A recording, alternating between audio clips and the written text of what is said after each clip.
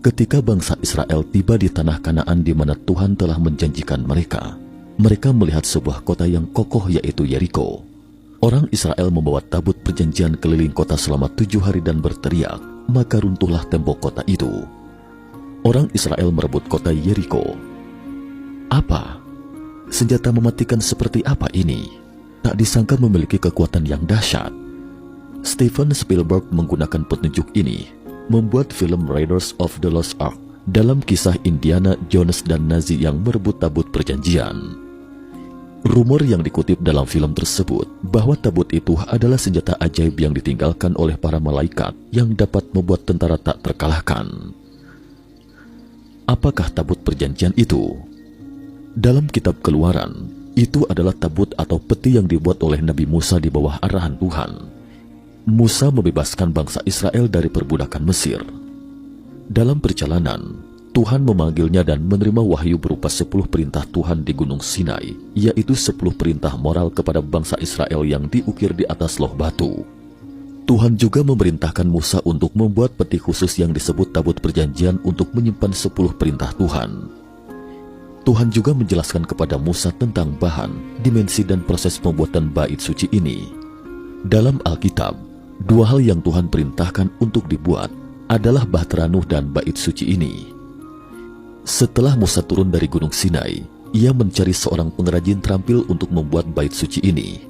Dan seperti inilah bentuk bait suci yang dimaksud. Dalam kitab Keluaran 25, Tuhan memberikan perintah spesifik seperti apa tabut perjanjian itu harus dibuat. Bahkan dalam Keluaran 40 dinyatakan bahwa saat Musa berada di atas gunung, dia diperlihatkan oleh Tuhan contohnya secara langsung. Tuhan sendiri memerintahkan buatlah sebuah tabut dari kayu penaga semacam pohon akasia.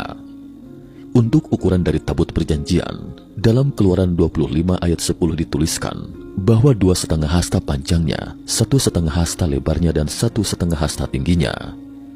Kalau dikonversi panjangnya sekitar 114 cm, tinggi sekitar 70 cm dan lebarnya 70 cm. Selain dibuat dari kayu penaga, Tuhan juga memerintahkan agar tabut itu dibalut dengan emas murni, baik bagian dalam maupun luar dari tabut perjanjian itu. Namun untuk tutup dari tabut itu dalam Keluaran 25 ayat 17, tutup yang disebut sebagai tutup pendamaian itu harus dibuat dari emas murni dengan panjang 2,5 hasta dan lebar 1,5 hasta dengan 2 patung kerub yang sayapnya terbuka dengan ujung-ujungnya saling bertemu. Apa yang ada di dalam tabut Tuhan? Seperti yang disebutkan di atas, salah satu benda yang ada di dalam tabut Tuhan atau tabut perjanjian adalah 2 loh batu yang berisi perintah Tuhan. Tapi selain 2 loh batu, disimpan juga dalam tabut itu adalah tongkat Harun yang muncul tunas, berbunga dan bahkan berbuah, serta sebuah buli-buli emas berisi mana. Setelah tabut perjanjian dibuat, orang-orang Yahudi melihat fenomena ajaib, yaitu samar-samar tampak seperti ada asap yang berkumpul di antara 2 patung kerub, sehingga orang-orang Yahudi menjadi lebih hikmat. Saat tabut perjanjian aktif, konon dikatakan kalau sosok Tuhan akan terlihat di antara 2 patung kerub yang berada di atas tabut, atau yang lebih dikenal sebagai kursi rahmat, mercy seat. Dalam Alkitab, dikatakan kalau penampakan Tuhan sering digambarkan sebagai api, asap atau cahaya terang. Jika teman-teman membaca kisah-kisah bangsa Israel selanjutnya, bisa ditemukan bahwa saat bangsa Israel membawa tabut Tuhan ini dalam peperangan, maka mereka selalu mengalami kemenangan dan banyak mukjizat terjadi, seperti sungai Yordan yang terbelah atau tembok Yeriko yang runtuh. Kehadiran tabut Tuhan membawa hadirat Tuhan kemanapun bangsa Israel melangkah. Hal itu membuat mereka menyadari bahwa mereka adalah bangsa pilihan Tuhan, di mana Tuhan sendiri yang menjadi pemimpin mereka dan hadir di tengah-tengah mereka. Sepanjang jalan mereka mengandalkan kekuatan bait suci untuk menaklukkan ras lain yang tak terhitung jumlahnya. Pada abad ke-11 sebelum Masehi, atau sekitar 3000 tahun yang lalu, bangsa Israel telah menguasai sebagian besar tanah yang dijanjikan. Saat itu mereka merasa tidak perlu lagi mengandalkan senjata gaib itu. Kekuatan kita sendiri sudah lebih dari cukup, begitu kira-kira dalam bayangan mereka. Tapi jelas kepercayaan diri mereka itu masih terlalu dini.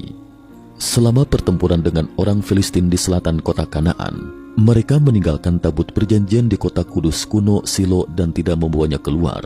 Akibatnya mereka babak belur digempur orang Filistin. Ketika mereka kembali untuk mengambil bait suci, sayangnya sudah terlambat.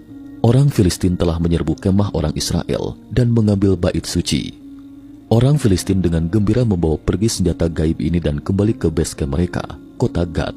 Tetapi pusaka ini tidak membawa keberuntungan bagi mereka. Sebaliknya justru seluruh kota mengalami bencana bertubi-tubi. Beberapa bulan kemudian, orang Filistin benar-benar tidak tahan lagi. Pusaka orang lain adalah malapetaka Anda. Jadi mereka mau tak mau mengembalikan bait suci itu kepada orang Israel.